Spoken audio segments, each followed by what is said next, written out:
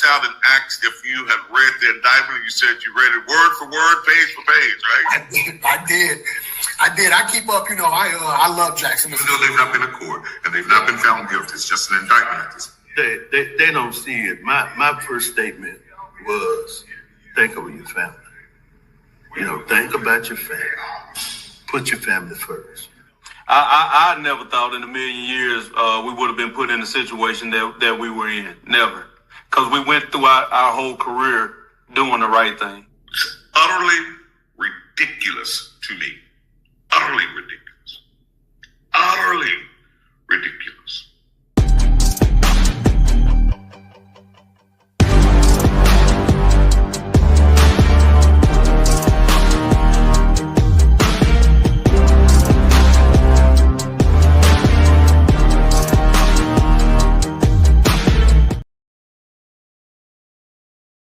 And good evening, everybody. Welcome to tonight's edition of the Othor Cain Show.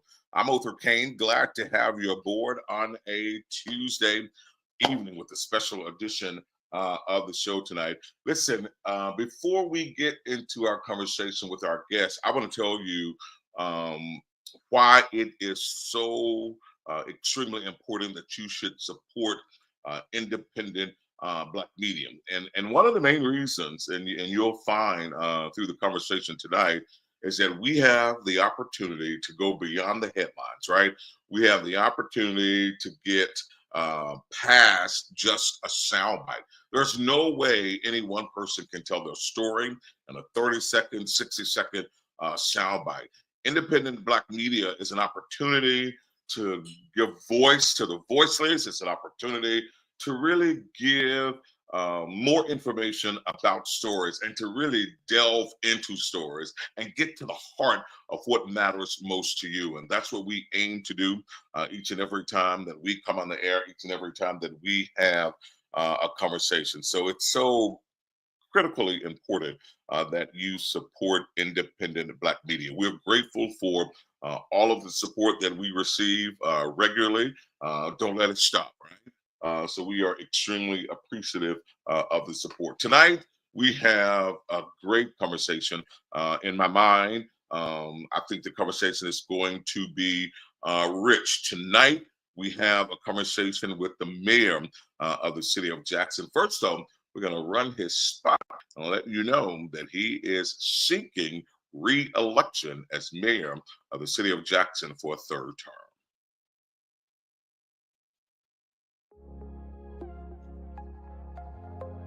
We know he's gotten things done for Jackson. Mayor Lumumba has a national profile, which it gives him the ability to do what he did when Jackson was facing the major water crisis. He got something done. He got close to $1 billion from the federal government to do something that hasn't been done in decades. He is literally in the best position to help lives, change lives, transform his community for the better, and improve the quality of life.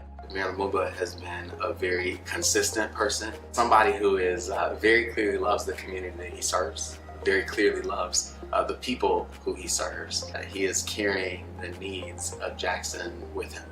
You have to have a mayor that's going to show up for the people, and Chokwe Lumumba shows up for the people every time. Both of my man, stop playing.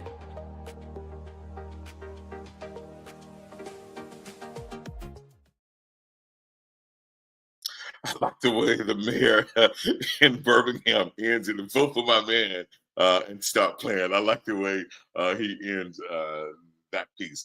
I'm excited now to be joined by Mayor Chokwe Antar Lumumba. Good evening to you, sir. Welcome. Good evening. Good evening, brother Othor. How are you doing today? Good evening. Man, I am doing well. I know you're busy. You're on the campaign trail, just got in from an event, and so I appreciate you're taking time to be with us tonight. Man, there's so much to talk about, and my head is like all over the place. Like, where do I start? But I think what I want to do is start probably from the most recent event in my mind, and that is the St. Patrick's Day parade, because there's a lot of chatter, on social media and in the community about what happened. It pains me that any person would attempt to say the city of Jackson is responsible Yeah. for what happened Saturday. I'm seeing all of these buzzwords like the culture and just all of these things that's driving me a little insane. I do know though, brother, that you guys waited a couple of days before you issued a statement, because there was death involved and it was a tragedy. But you did. I read, on social media where you guys released a statement and you did a presser. I just want to start there and get your thoughts on what happened and the unfair blame that the city gets. Yeah, absolutely. First and foremost, we waited a while because we think it's always important to gather facts and make sure that we fully understand and are debriefed on what took place. I would be remiss if I didn't start by first recognizing the prayers that the city collectively is sending out for the family of the young man who was lost and all of those who were affected either by being injured by bullets or harmed in any way. And so I want to first start by that. And I always have a problem when people try to politicize, threats and death and harm on people. So that's always, that gives me pause. But here are the facts.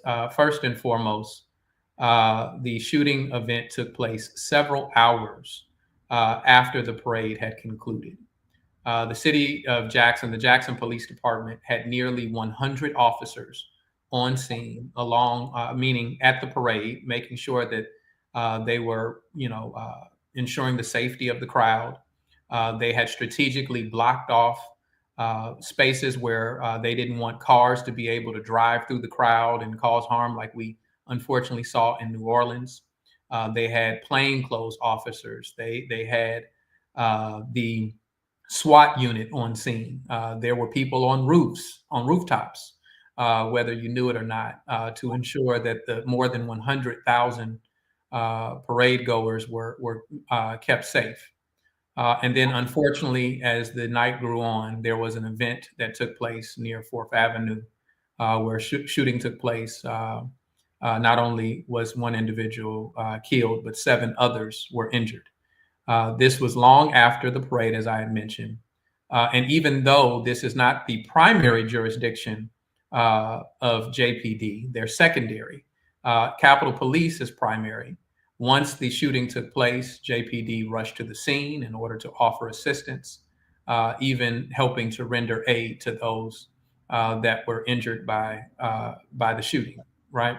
And so, it'd be hard pressed for someone to either put blame, say that there was a lack of preparation. In fact, this didn't even happen during the period of time that JPD was on scene to help with the parade. It happened afterwards. And so, I think what this underscores, while we have the addition of Capitol Police, the presence of the Sheriff's Department in addition to JPD, and in fact, even FBI agents were out on that day to assist with the parade. So you had literally every level of law enforcement imaginable out there. But what it shows us is that, while we certainly need to support our law enforcement, which we've done, not only to the tune of pay raises, 2 within the last year, also 21st century equipment with a new real-time command center and all kinds of things to help them accomplish their jobs. There are other investments we need to make, right? Quite simply, plain, you can't say it any other way. Anytime you have young people that choose, to take permanent solutions to their temporary problems, then we need to dive in deeper. We need violence interruption. We need all kinds of work to take place that, reduces the frequency in which people choose to take this type of action, right? The proliferation of weapons is there are far too many guns in our community. They're far too accessible. And so you can have, 120,000 people, but as we can see, one individual can shape the narrative of everything that took place. What I saw happening that day, my wife and I and our team, we were out there, we were on a float, enjoying ourselves like all other Jacksonians. What I saw out there was love, right? What I saw out there were people enjoying themselves and enjoying their city. But shamefully, the narrative we walk away with is a narrative of, look at Jackson. And the reality is not only is that not representative of who Jacksonians are overwhelmingly, but even as it pertains to the services we provide, they're being questioned and unrightfully so. So, the city of Jackson, JPD specifically, let me brag on them. Yes. They accomplish large events on a consistent basis.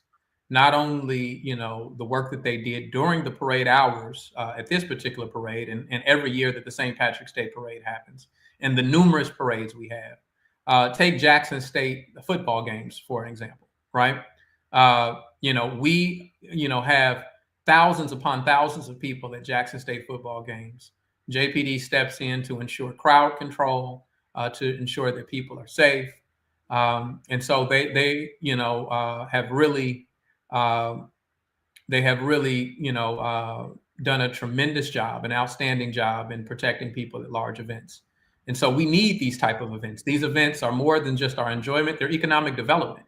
That's why we've been pushing for things like the Folk Festival, which brings 100,000 people annually to the city that is chosen as the host. And we are now the recipient. And next year, we'll have the ability to host America's Music Festival that has all genres of music, from gospel to jazz to, indigenous music, right? And for us to celebrate not only the music, but, have good food, we need to make certain that we don't allow anyone else to own our narrative. And I'll end with this. It's similar to how you started when you talked about the importance of Black media. There's always danger in a single narrative, right? Never allow someone else to tell your story for you. And so we need to make sure that we don't allow this to, our stories to be lost in this unfortunate event.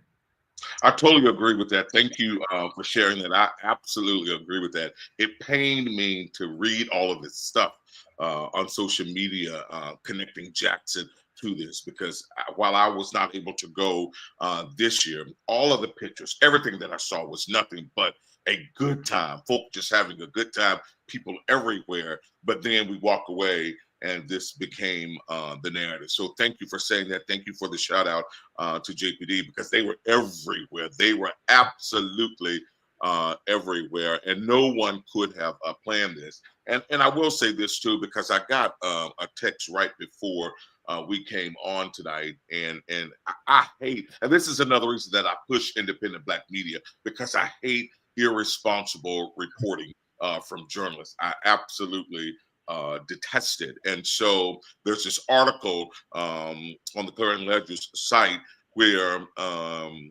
it's just misleading. And in fact, they attempt to connect 4th Avenue and the shooting. And while it was outside of 4th Avenue, it was in that vicinity. They hid it under, I guess in a council meeting, you guys talked about security at these nightclubs, getting more additional training and all of that. And they put this in that article. They talked about, how many shootings that have happened in 2025. And they said the most recent one being at 4th Avenue. And that is so misleading, so inaccurate, and so unfortunate that they would do that. So I just want to clear that up as well. And so, Mayor, again, thank you for being here. So much to talk about as we were coming on tonight.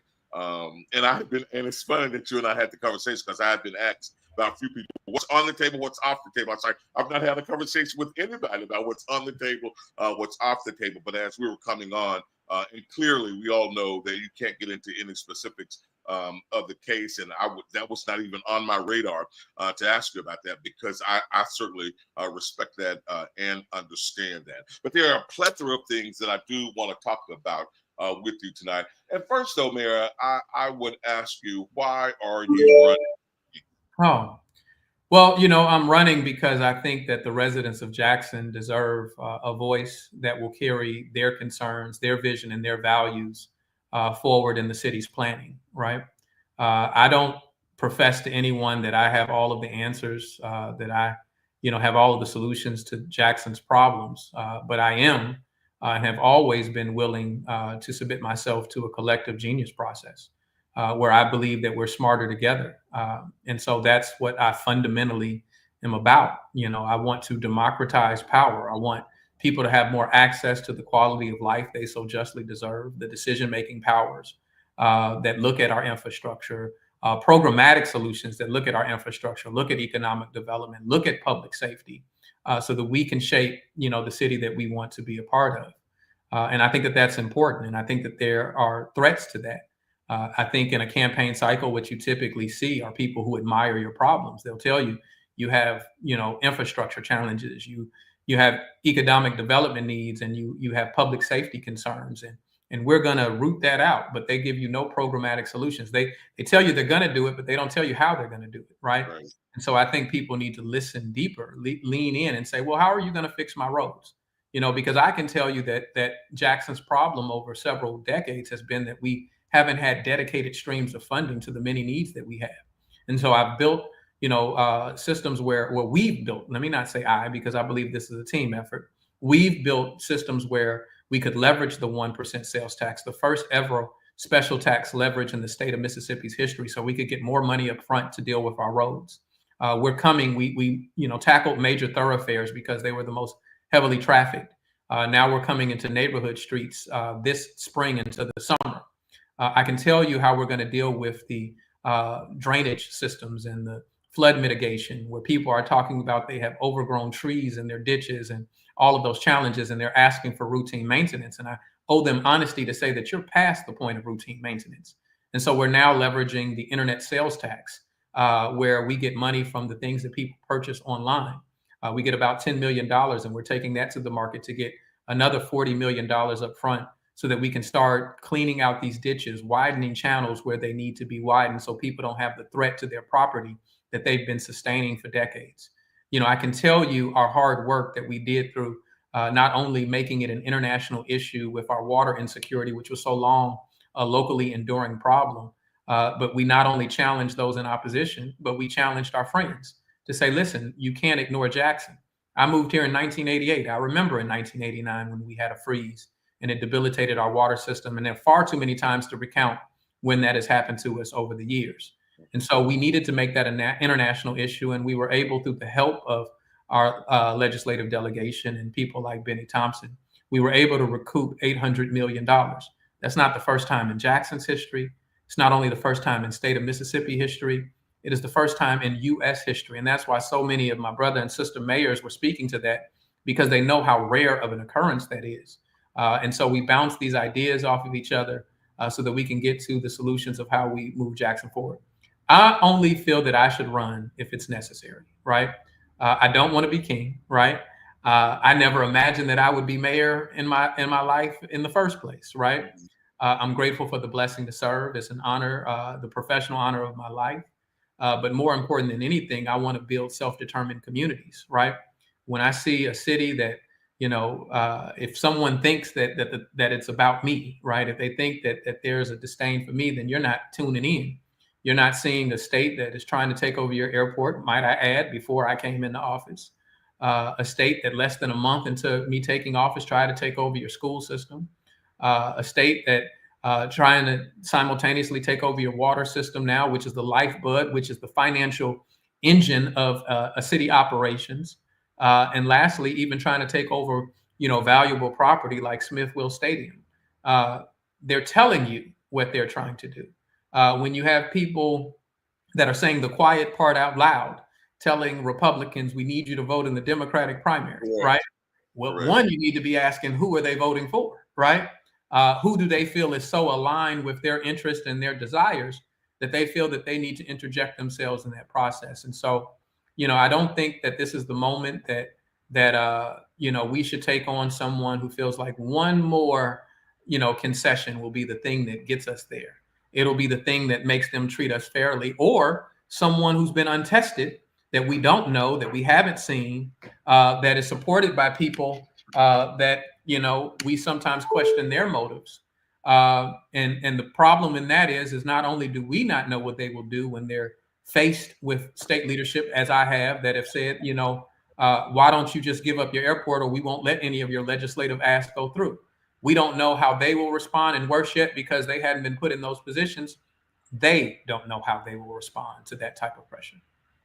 Absolutely, Mayor. I want you. You said so much, and it's so much to unpack there. I want to just hover around the water situation for a second there, because there was something on in the news the other day. But before I get to what was in the news the other day, I want to ask you: do you think you handled the water crisis effectively? Yeah, I think that we managed the water crisis as best as we could with the tools to our disposal. Right. I'll be the first one to tell you that there was a want for better operations in the water system. Right. But now, as we see with the third party administrator who's asking for a 25% increase in water rates because he has exhausted $150 million of the $800 million that we recouped through administrative costs, not doing competitive procurement, that they're seeing how difficult it is, right? They're seeing what the challenges really are. And so, we for years, and let me not even say my administration. I have to give credit to Tony Yarber's administration. I have to give credit to my father's administration. I have to give credit to Frank Melton and Mayor Harvey Johnson's administration. And even Cain Ditto's administration that long went to the state and said, it's not a matter of if these systems will fail, but when they will fail. Right. And our systems have done nothing over the years but get older.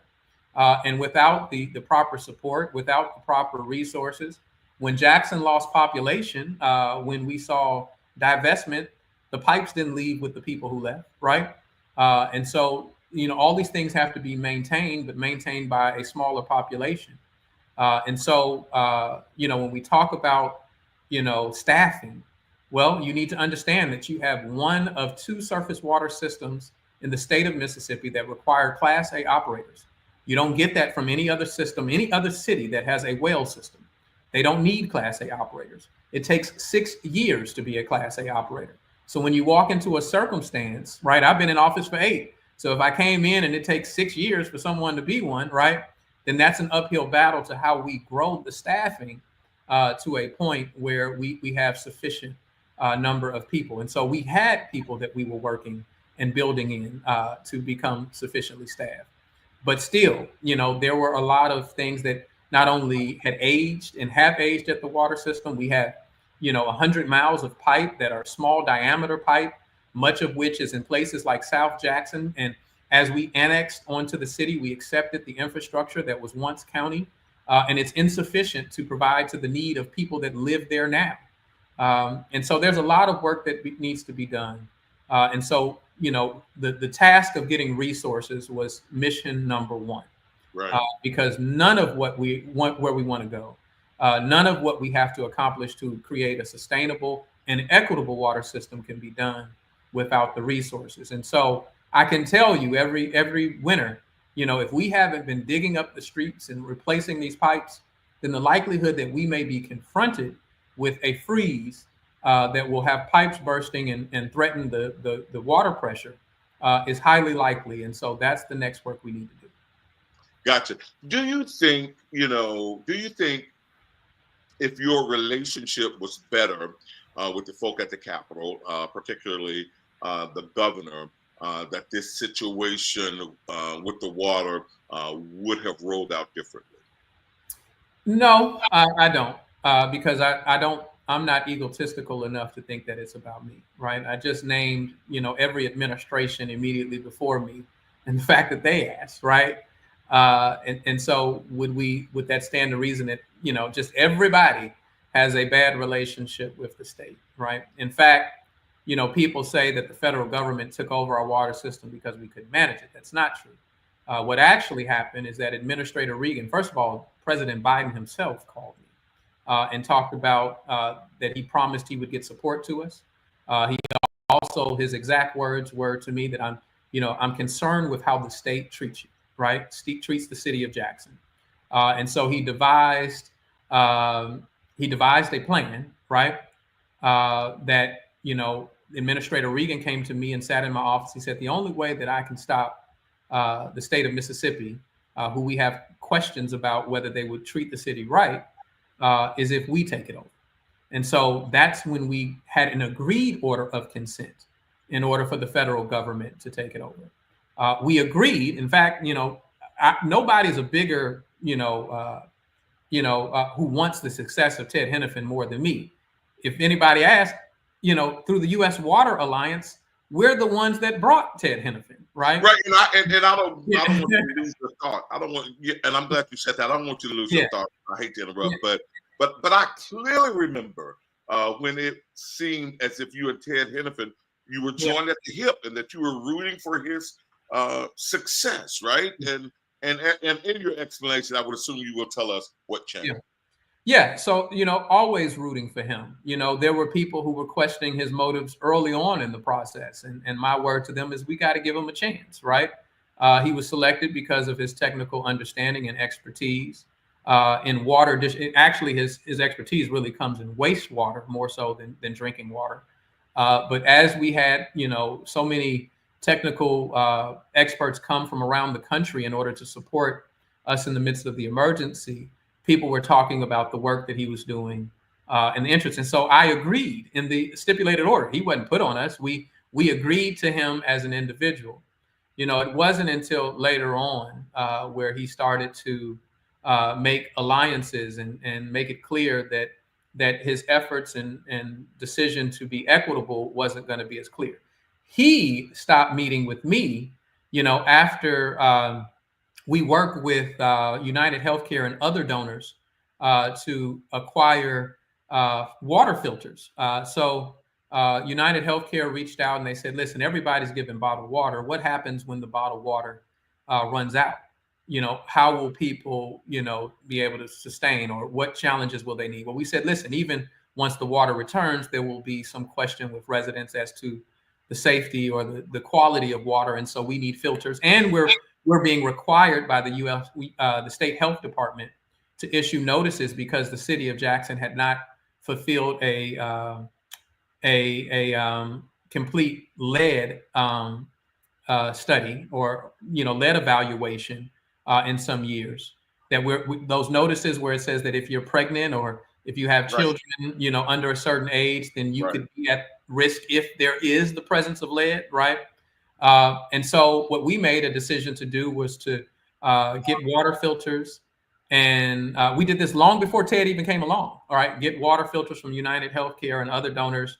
And we work with Jackson Hines Comprehensive Health so that we wouldn't get into people's health circumstances, so we could distribute to women who were pregnant, distribute to women who had young children, so that they, could have those filters in their homes. And when we did that, Ted felt that was an effort to undermine the confidence of the system, right? And so he took issue with that. And so that's where he struck out. And so my effort just to support my community was taken as some larger effort or scheme or sinister plot, as if United Healthcare would be in the plan with me, like me and United Healthcare, we're going to get together and destroy Ted, right? Like that's the way that he received it. So much so that Judge Wingate called me in and I had to answer, for giving out water filters, right? That has to have been a first of its kind, right? And so, my position is while I want his success or anyone who has responsibility over our system, I'm not willing to sacrifice the interest of our residents to anyone. Someone has to say, listen, you run out of this money, but let's talk about the fact that there's no competitive procurement and you've given a $30 million contract to Jacobs Engineering, right? Without seeing if you can get it cheaper. Let's talk about the fact that you brought a $3 million building when there was more than sufficient space with the city of Jackson, and you're saying that you're out of money. Let's talk about the fact that in February of this year, and several months, you collected only 55% of the bill, right? And so residents need to be armed with that information when we're saying that we're about to raise the rates another 25%, when less than a year ago, you raised the availability charge $40, which is on everyone, right? And so what that shows, if a year later you're looking to hike it up again 25%, that means that there's something wrong with the math, right? Or the collections. And so these are the type of things that need to be asked, right? I'm not saying that there aren't even legitimate answers to those questions, but I'm going to ask, and I'm going to make certain that we lift up the concerns of residents in that process. And I think those are fair questions. But you mentioned the Yarber administration; they were collecting, right? They were collecting, and it seems like his percentage rate is lower. Now, what I saw recently on the news is that Mr. Hennepin says that soon they will start turning water off, right? By the end of the month, they're going to get to a point where they will start turning residents' water off. You're not, but I am. I am a conspiracy theorist, right? I lay claim to that. I own up to that I am a conspiracy theorist. I happen to think that the timing is a little odd, right? I happen to think the timing is a little strange. End of the month, elections April 1st. I'm not saying that you believe that, but what are your thoughts there? Yeah. Well, you know, at this point, Othor, I have to be open to all possibilities, right?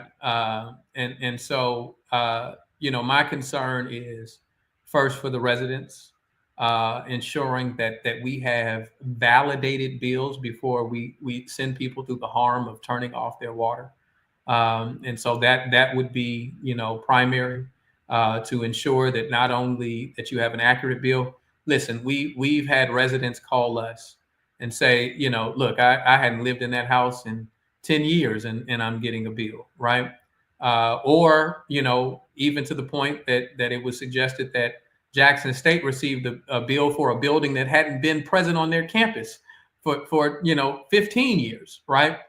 And so we're getting I was just told by our CFO, Fidelis Malenbecker, that we're getting a $10,000 a month bill at Palm Bridges.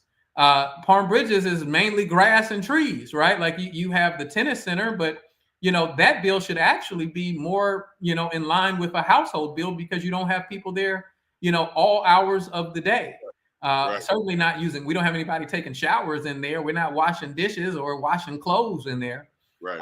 So you know, it leads us to question, you know, whether, you know, our bills are as accurate as they need to be. And I would certainly ask, or you know, I would lift up that before anyone is cut off, that you need to make certain that you have a validated bill and not be under the disillusion that simply turning off water is, you know, the biggest and best way that you're going to recoup money. We've been there before. We've tried that before. And what you find is that there are some uncollectible accounts that they have on their books. People who either don't live in those homes anymore, don't live in the city anymore, even individuals who have gone to be with the Lord, right, are still on there, and we know we ain't gonna collect from them, right? And so that's why you have to have a sound financial plan and someone who understands what they're doing with the numbers. Gotcha. I want to turn to the garbage. I think that I was one of your biggest critics in terms of the way you handled the garbage situation. Yeah. I guess I would want to know, do you have any regrets? Would you do anything differently? Just what's your position there now? Well, I would say that you know, my biggest regret is that the residents of Jackson had to endure through that struggle, right? But it was never, you know, one that was about. I was agnostic towards companies. You know, people forget that we did four RFPs. The first RFP that came back, the numbers were substantially higher from every single firm than what we had been paying. And so I denied all of them and took on the last option year that was left in the expiring contract with Waste Management. So I chose Waste Management, right? The second year that we did it, there was a company that came in substantially lower. They were not only offering the collection for residents, they were also offering 5 day a week litter and illegal dumping pickup in our city. So the benefit, you know, and each of these bids, there was a review committee that submitted to me what their suggestions were, and I never deviated from what the selection committee said, just scoring it. And so, you know, that was promising to us because you get two contracts in one. When we listen to residents talk about how dirty our city is, you know, the benefit of that would have been amazing. And then the contract that ultimately, you know, went through over a lot of fighting and you know, struggle was one that was $13 million cheaper, right? And I'm glad that you asked that question right after the preceding question, because why was it so important that we get a contract that was the cheapest for the residents and they were able to perform? Because your sanitation costs are on your water bill. Right. And if you're raising your water bill $40, when it comes to availability, and another 25%, then what we have to do is make sure that we aren't pricing people out of their homes, that we're protecting the residents' pocketbooks. Understand that garbage, water, those are paid for services, right? That doesn't come out of some budget line with the city where we just, deal with it. It comes out of your pocketbook. So that fight was personal to me because I'm thinking of, the daycares that can't operate because they can't afford, right, to handle the water bill, right? That can't afford to keep, the lights on. And so that's what was important to me, was to make sure that that we were going to get the lowest possible price. Gotcha. What would you do different in that situation, besides the obvious of not wanting citizens to suffer, and going without a garbage pickup? But if you found your back against the wall again, in a garbage situation, what would you do differently? I'm the type of person that always feels that in any disagreement, you should always evaluate yourself first, and there's always an opportunity to improve, even when you feel that you are on the right side of an issue. So, I would just say that I would dig deeper and earlier to ensure that we could have alignment in the process. We attempted to do that with a blind bidding process. We attempted to do that by ensuring that there was a cone of silence, that no one could talk to any of the companies. We attempted to do that by, not only talking about, what the options were, but even given the scoring matrix to the council and to community members so that everyone would be aware how things were going to be scored from the very beginning, right? There are always additional ways that you can reach out, right? There are always additional ways that you can dive in deeper. And so, I take it as an experience that I can learn and how we can do it, even more so. But I can assure you this, Othor, is that it was always my goal in order to ensure that we had a contract that everyone felt included in the process and that our goals remained the same. We've had so much misinformation spread about people who were saying, well, they weren't the lowest. They were the lowest by any metric, right? People say, well, I wanted the garbage bins. I did want the garbage bins, and I'll tell you why. But you should first know that Richard's disposal with a garbage bin for every resident was $13 million cheaper annually than Waste Management was without a garbage can, right? So it was $13 million cheaper to the residents, providing more, right? But the reason that the garbage bins were a part of the conversation, there are other things of background, not only about the lower price that people weren't aware of. I met with the hoppers before we even went through the first bid, and that was in the heat of the pandemic, and they were threatening to strike. They were threatening to stop picking up trash because they were operating one person to the back of a truck, picking up pandemic-sized loads of trash. Pandemic-sized loads, the reason I say that is because we were all home more, which meant we were creating more trash, which meant that there were heavier loads for them to carry. And so they were frustrated by that. And so, I assured them that we would try to get cans, because even though our contract would have allowed, if you wanted to use your favorite can, you could have used that if you wanted to. But by giving every resident a garbage can, not only would it have had uniformity, not only would it have stopped, instances where people have bags and rodents and dogs and all kinds of things are carrying our trash, or trash bags just aren't sealed up tight enough, which will clean up our city. But also the uniform can allows them to put it to the back of an automatic loader, and then it can empty up, and it would have been less wear and tear on their bodies. In addition to that, people didn't know that 40% of their workforce were temp staff, right?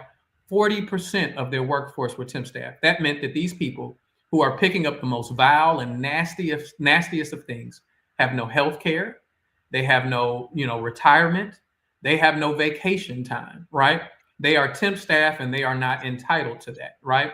And so those were the things that were important.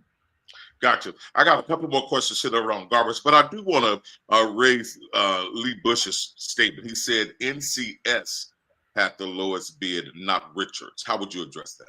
Well, I've shared with my good friend Lee Bush, and he knows this, right? In the very last bid, NCS came and they were unable to validate things that even qualified for their bid. They didn't even qualify because they weren't able to validate their ability to purchase the trucks. They weren't able to validate the insurance on the for the company that was necessary, things that were important, and we cannot issue a contract in that regard. So it wasn't even a part of the consideration and evaluation because they were unable to meet the minimum requirements to do that. Gotcha. You know, there was so much misinformation, so much talk out there. I even heard you're going with Richards was a part of your retirement plan. What say you? Well, first of all, let me say this. You know, not only is that not the way that I operate, which speaks to other things that I can't speak to, right? Correct. But if you're really asking, then we'll say this. Richards Disposal didn't even give me a campaign donation, right? Guess who did? Waste Management gave me a campaign donation. But I said to them, what I say to anyone who has ever contributed me is that your donation gets you good government, right? And so while I certainly could have been justified in asking the question, right, for a donation, because it would have been nothing, you know, illegal about that, I thought, especially with, you know, all of the challenges and issues, that I didn't even want to go down that road, right? That makes perfect sense. Listen, let's talk more specifically about being on this campaign trail. You called out, and I thought it was extremely smart of you earlier tonight to acknowledge all of these previous administrations and some of the issues that they had. But there's this narrative that's out on the campaign trail now that John Horn, if he were to be elected, then all of Jackson's problems would automatically go away. And this is the fundamental question that I've been asking. If he's had 32 years of experience at the Capitol and he's had 32 years of a toolbox with Jackson's name on it, why does he only want to open the toolbox when he's seeking to become the CEO of the city?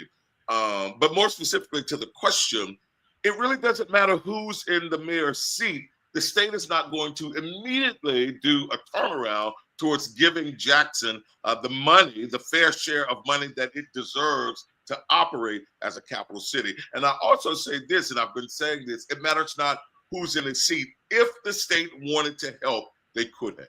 Yeah, absolutely. I think that you know, the way you preference the question is certainly on point. I would also say this, you know, May 3rd, you know, 2017, when I was first elected, the night of the election, John Horn made the statement in his disappointment that Jackson voters are fickle and uneducated, right? Now, my father told me that when people show you who they are, believe them. And he fought. Angelo said the first time. Right? Absolutely. And to show that he meant that, to show that he had a "I'm gonna take my ball and go home" type of attitude towards our city and our residents. You know, when John came to visit me shortly within my first term, he came to meet with me about an economic development project he was working on, and he had some issues that he wanted support on. And I thought that the project was good for the city of Jackson, so I helped him on that. While I had him, it was in the midst of our struggle to maintain control of our school system. And I said, "Senator, since I have you, do you have any insight that would be helpful in the city of Jackson maintaining control of our school system?" And what he said to me, he said, "It's nothing you can do, right? It's good as gone," right? He offered no support. And I'm glad that I did not take him at his word, right? I'm glad that I didn't rest there. And in fact, in spite of the narrative that is attempted to be displayed on this administration, what did I do? I met with the governor, the then Governor Phil Bryant, right? I remember you being front and center. Absolutely. Right? And so we built a path forward. And now we have a school district, while it still needs improvement, was receiving several failing grades. And now we're at a C and have even been, you know, mere points away from a B, right? And so we've seen, you know, obvious signs of improvement and good work going on there. In addition to that, not having shown up to any, of our legislative delegation meetings, right? Until he announced that he was running for mayor. And then leaving out of that one saying, this sheet of paper, which had our ask across the city, things that UMMC was asking for the city with a fire station, because if a fire happens on the higher levels of our hospital, we can't even get there because we don't have a ladder truck that can get that high. And we can't buy a ladder truck to get that high because we don't have a fire station which is tall enough in order to house a ladder truck that large. And so we've been asking for that for several years. And to say that this was good for nothing but the trash, right? Then that shows that you aren't concerned about where people are. And so that's what's important. But here's the ultimate point, is that we have to understand that there's a difference between being friendly and being a friend. You can be at that state legislature all day and they'll pat you on the back and go get lunch with you and ask about your kids, right? But a friend, operates in your interest. A friend makes certain that your community doesn't struggle. A friend makes certain that they value the things that lift up your community and ultimately lift up the state of Mississippi. So this whole notion of, I have the relationships. Well, if my relationship broke down because I wasn't willing to give up the airport, right? Then what would we presume your position is, right? What would be the difference between the two of us? And so, we can keep having this whole notion that if we make one more big concession, then it will change their hearts towards ours, right? But I don't believe that that's the way that it goes. Now, that doesn't mean that I don't come in with a spirit of operational unity where we try to focus on our common ends and objectives, right? But at the same time, we can't sacrifice, our values in that process. There's a difference between diplomat and doormat, right? Absolutely. And so I'm not willing to be the doormat for the state of Mississippi, especially when we are a quarter, 25% of the GDP for the entire state of Mississippi comes out of Jackson, Mississippi. Absolutely. Let me ask you this: where do we stand with the airport? Well, I thought that there would be no questions that I couldn't really get into, right? I'll just say that litigation continues. Gotcha. I will say that we still have a claim which I believe to be our strongest claim, right? That still exists. We were having conversation about the protection of our airport as recently as today, right? But we have to understand that before when it changed, right? It actually changed when, my father decided that he would put leadership that looked like us and talk about building institutions that profited the city of Jackson, because a lot of that land is incorporated as the city of Jackson. And people have to understand what the fight is about. It's not about planes taking off and landing. You have to understand that there are 3,000 acres that are owned by JMAA. Much of that land is highly valued land. If you were to go down Lakeland Drive and turn by the Chick-fil-A, I believe that's Fannin. Is that Fannin right there, or what street? Yeah. All of that land, once you pass some of those restaurants, all of that land is owned by the city of Jackson and JMAA. And so it's an effort we want development on the land. We just want it to work for the benefits of the residents of Jackson. Absolutely. And so they want to take that so that it doesn't work for your benefit, right? It would actually be helpful to our neighbors, because if we build enterprise there, then the likely people to work there are the people who live closest to those. So it's not that we want a selfish pursuit for the city of Jackson, but we want to make sure that our investments benefit the residents of Jackson. And so that's what's important. And I will let people know that since we started a focus on it being Jackson centered, that an airport that spent several years in the red has been in the black ever since. That as they made claims of incompetence because a low-cost carrier in Southwest left, when they really left because they gained the right to fly to the Caribbean, and they made a decision: do we buy more planes or do we redirect our fleet from certain cities, assuming that more people want to go to the Bahamas than Jackson? I'd love to make an argument that that's not true, but I might lose that one, right? I think so. And so once COVID took place, we were able to re-engage because airlines were looking to fly more domestically than they were internationally because of the harm of COVID. And so we were able to get them back. And so the airport has actually experienced its highest revenue producing years. They've had more employments than at any other point in our city's history. There's a capital improvement plan where they want to, add on to the airport and give a 21st century airport where you'll have a food court where we can have, iconic Jackson brands there in our airport. When I go to Washington, D.C., I can get Ben's chili, right? When I go to Chicago, I can get Garrett's popcorn. When I go to Atlanta, I can get Pascal's. I need to be able to go to Jackson and get, a Big Apple, y'all eat the pig. Y'all eat the pig ear sandwich. I don't eat those. Right? Y'all can have those, right? But if you want them, you should be able to get them. We should be able to get a Stamps burger, right? Because it's those iconic brands that when people visit your airport, they remember, right? They remember that. I mean, that Stamps burger was pretty big, man. I enjoyed that, right? And so it's not only the ability to offer low-cost carriers to have more planes and to build on where we are, but it's also, once again, economic development, lifting up the culture and presence of our city so people want to be here. Mayor, I would ask you, you're thinking a third term. What do you think your greatest accomplishment has been?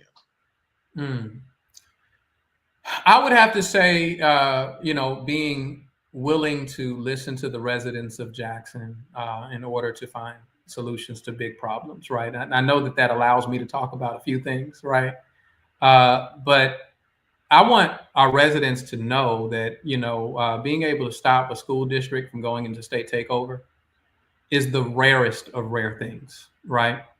All around the country, that doesn't generally happen. And so just as much as we were in the room, the residents of Jackson were the voice, right? They were mobilized, they were in tune, they were engaged, right? So much so that there was concern about, not trying to find a third option. And so I guess that demonstrates what our power is when we're engaged in that way. Certainly, the ability to get the money, the $800 million and having affirmative litigation. Let me tell you what I mean by affirmative litigation. A city the size of Jackson, you'll always deal with, someone who has a sewer claim and they sue the city of Jackson, and rightfully so, right? You'll have employees who may do something on the job. They may recklessly drive a car and hit somebody, and so they'll sue the city of Jackson, right? As any other city. Where cities often fail is going after the bad actors that have harmed the city, right? And so we not only sued Siemens, we sued Gold Coast that was polluting our sewer system. We held Zurich to task, our longtime property insurer that from the hailstorm way back in 2013, 2013, right before my father took office, we've been in protracted litigation trying to recoup funds. And so with that money, when I talk about places like South and West Jackson, while everyone else will say things like, we're going to incentivize business. Well, every single city offers tips, right? Every single city offers, whatever they can to bring industry here. The question is, in places like South and West Jackson, which are often by banks not considered investor ready, right? They're not willing to take the risk. Then those developers have an incomplete capital stack, meaning that they don't have all of the money to get the development off the ground in the first place. So a TIF doesn't benefit them. You don't get the TIF until it's up and running and money's being produced, right? And then you get it on the back end. Right. And so by having affirmative litigation, what that now allows us to do is create a revolving loan fund where we can operate as the bank. The city of Jackson has not had that capacity. We've not had the financial ability to do that. And developers have been surprised that we've been unable to do that. So we had to build the revenue that we can, create through JRA, a small pot of money that we can, be the last mile, if you will, or the completion of that capital stack so that we can see projects. But it's a loan. It's not a grant, right? And so we do expect some level of interest on that, so that we can reinvest in that pot and see other projects go on, right? Far too often, we don't see that investment in our community. Far too often, we're having incomplete solutions to our problems. Mayor, I gotta say though, drilling down just a little bit, you also sued some African American small business owners in Jackson during this suing process. Any regrets there? No, because it was necessary. I'm not against black business. I'm against bad business, right? And there were some deficits. Now, coincidentally, most of those guys I still maintain a friendship with now. And two of them are running against you. yeah, exactly. And we still are cordial because it wasn't a slight on them as individuals. I don't look at them as being bad people, but it was a bad structure for the city of Jackson, right? And interestingly enough, after the case concluded, not only did the city of Jackson recoup money, they were paid by their partner Siemens as well, right? So it's not many times that you're sued and you get to walk away with a check, right? But that's because they wanted a global settlement, right? They didn't want suing to happen then by the individual companies after the city of Jackson won its settlement. So that's why that happened. Gotcha. So you spoke about your biggest accomplishment, as you see it. What's your biggest failure in your 2 terms? Yeah. Well, I'll say that I'm never satisfied, right? And so there are things that I still want to see us accomplish. I won't call them failures because I'm not ready to give up on them, right? But as I hear residents continue to complain about blight in the city of Jackson, right? I want them to understand that we've been fighting to change the process, because here is the truth that we owe them. It's a broken process. And the way that the state law is currently constructed, there are too many loopholes, too many ways for property owners to avoid addressing the blight or the condition of the houses that they own. The state of Mississippi owns the majority of the blighted properties that we see within our community, right? And so through land bank legislation, right?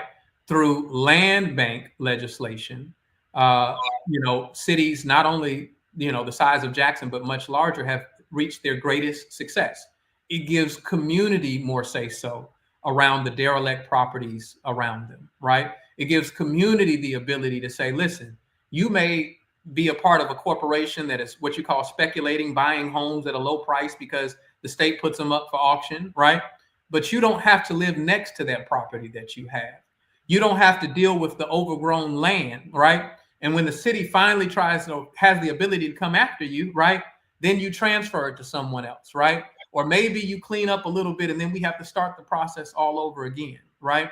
There are so many loopholes in the way that it currently is. And we put that up. The House unanimously voted for it one year, right? But it never saw the floor of the Senate. It never saw the light of day, right?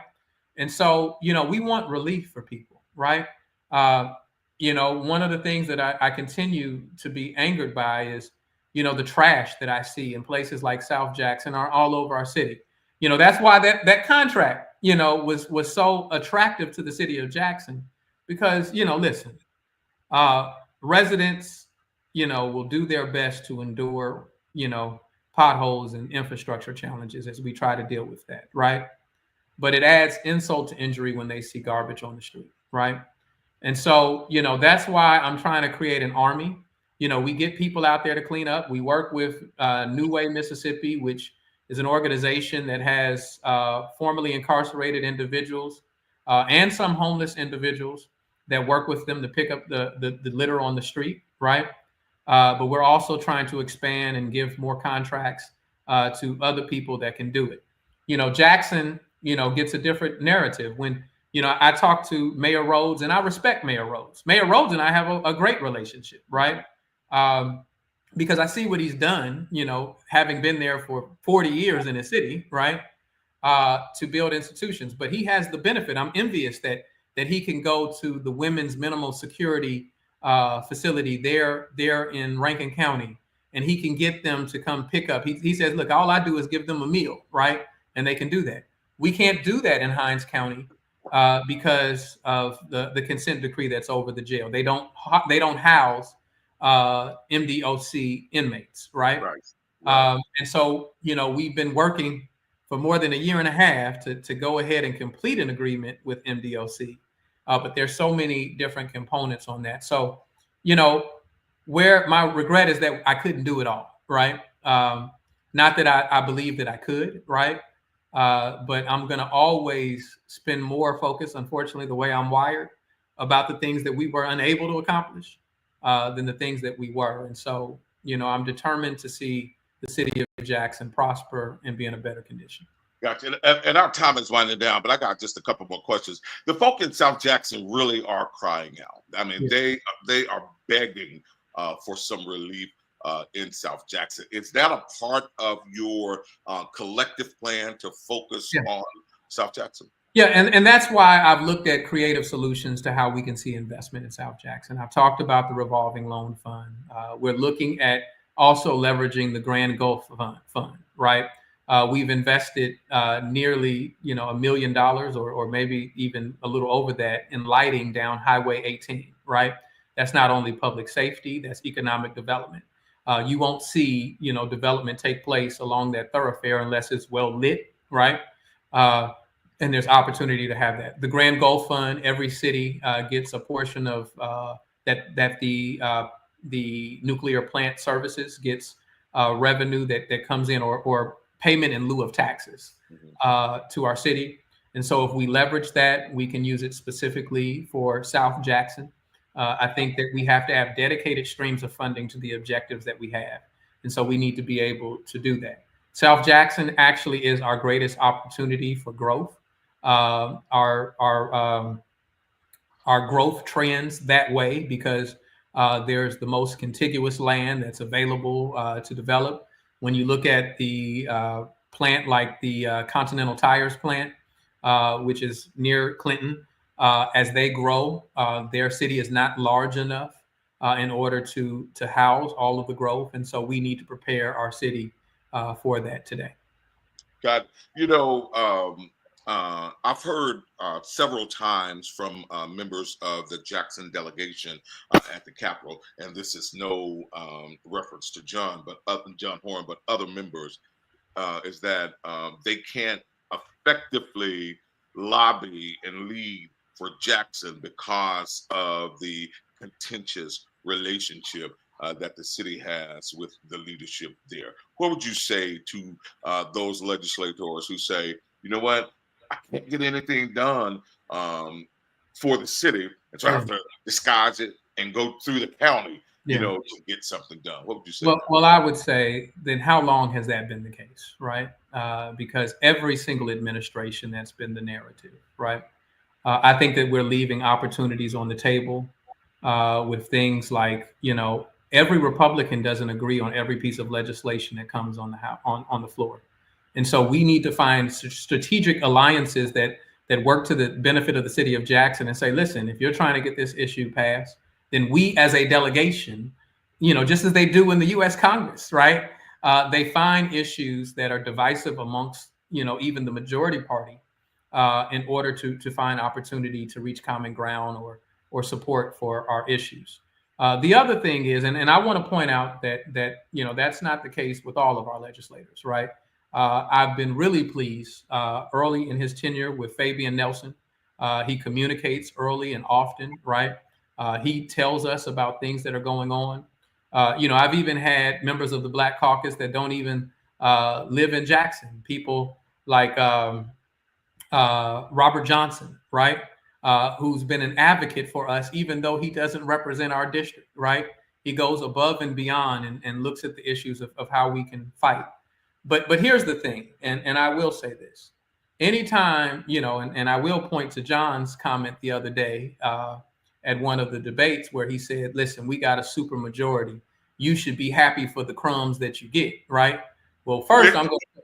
Don't lose your thought, man. Let me tell you something. I wanted to talk about that, but I could not find a video to support it. And I wasn't just going to throw it out there. Yeah, there are a lot of witnesses. The person that has said that to me. You're the fifth person. There are a lot of witnesses. There are a room full of witnesses, and he he backpedaled better than or tried to better than Michael Phelps, right? Like he immediately tried to backpedal, and I made it clear that I don't believe that you're fickle, uneducated, nor do I believe that you deserve crumbs. That was my response to that. But here's the bigger point, right?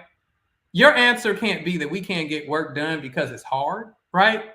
If you think it's hard over there, imagine how hard it is over here. Not only with them not wanting to give you the support you need, but often people buying into the narratives that they say without asking the city, without communicating with us, without saying, what are your needs and how can we support them, right?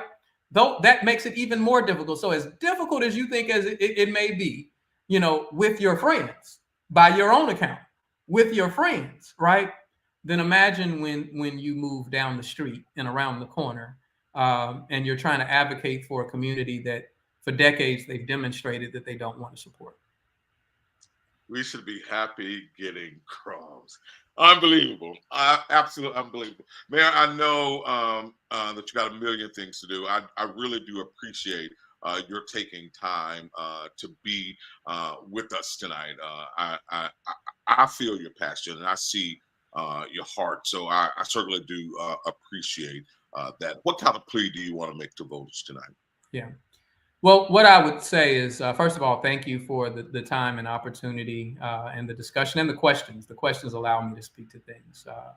What I would say is that, in this election cycle, we simply cannot allow people to just merely admire our problems, tell you that you have bad roads, that you need economic development and public safety is a concern. I ask that you listen for programmatic solutions. Don't tell me you're going to pave my road. Tell me how you're going to pave my road. Tell me things like I can identify dedicated streams of funding that will address the roads and the 1% sales tax. I can identify a dedicated stream of funding with our water system, our drainage system through the internet sales tax, or the $800 million that we recovered for our drinking water system. Don't tell me that you have a plan for public safety when we have an administration that has given 2 consecutive raises within a year's time to our police department. We've given them 21st century technology that they've never had. But we've also made investments in other things, creating the first Office of Violence Prevention and Trauma Recovery to ensure that when young people are out past a concerning hour, that we're not just arresting them and putting them and not having any other place to take them, but instead we're engaging them with social workers and psychiatrists so that we can understand the root causes of their problems. Don't tell me that you're going to do economic development. Tell me how you're going to have creative solutions like I've talked about tonight with a revolving loan fund.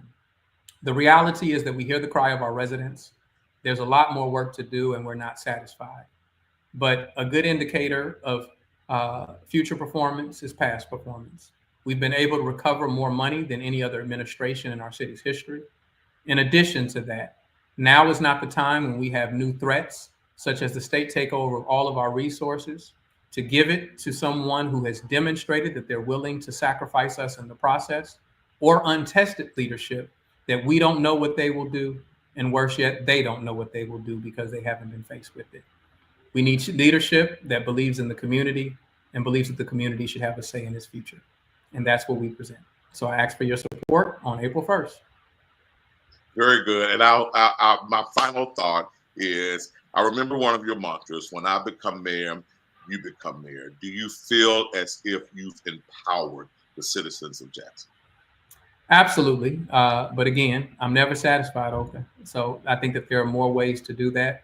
I want to see more engagement. So when we have things like participatory budgeting, people should be there, right? Because, a city budget is a moral document. It should reflect the values of our community. And if we're not engaging community as we make decisions into what we will fund, then that's problematic. And we're not talking about, one set of people. We're not talking about the radicals or the revolutionaries. We're talking about everybody. If you live in this city, then you should be present and say, listen, this is what I value. We want to scratch where you're itching, right? We don't want to be funding programs that may have good intent, but aren't affecting the quality of life people have. Very good. Mayor, thank you so much. Mayor Lumumba, we really do appreciate your time tonight.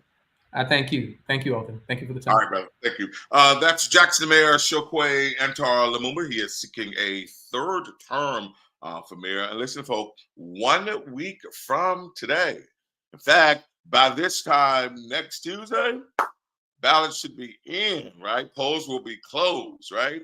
So we got a week, y'all. We've got a week. We've got a week.